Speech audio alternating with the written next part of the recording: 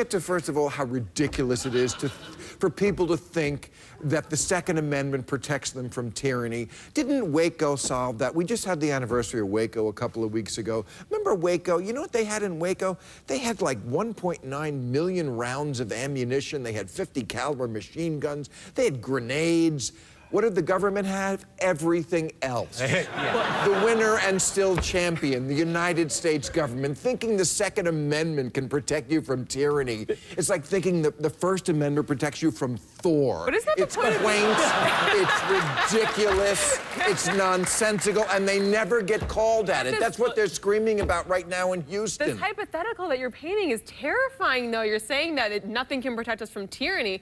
That's not in America. Nothing but not guns when the government has nuclear weapons and the F-22 and the Marine Corps and the drones. You're saying there's no instance, even in the abstract, when liberty would need to be preserved at the point of a weapon? I'm not saying... Correct. That's what Correct. it says. At no That's point. what we're saying. 1776. We're past it. In 1776. No. So history's over. You said present tense. I'm not talking... As of 2013, and oh, by the way, a long time before that, this country long past the point where you would ever have to rise tell in that to the arms rebels against in Syria. No, tell that to folks, we're talking about the United States of America. We're not talking about Syria. I'm not arguing. I don't own a handgun. These nuts to protect are myself not talking against about Syria. 44% of the Republican lunatic party believes they might have to rise up against the government. I have a question. They're not talking about Syria. Is there any way, you know, Lawrence, you would know the answer. Is there any way? Of course I would. Yeah.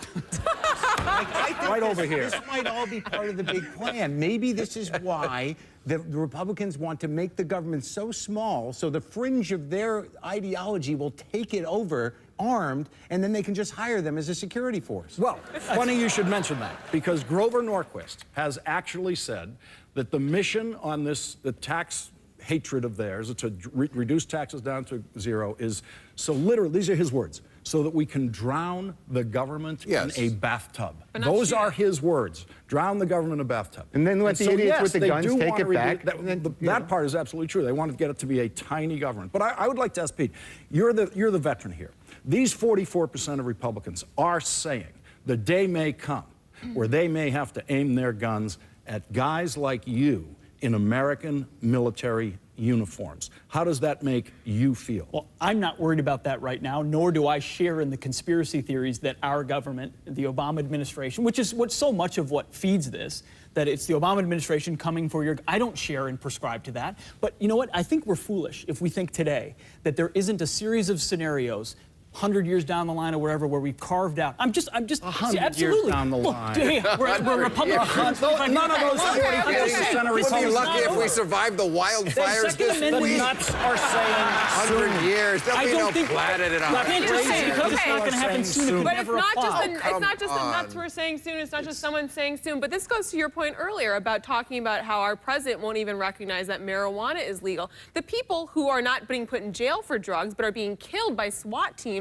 and aggressive and zealot police forces, that's a problem. And that's what some people who have guns are concerned about, because they're left defenseless. And that's something that everyone should be concerned about.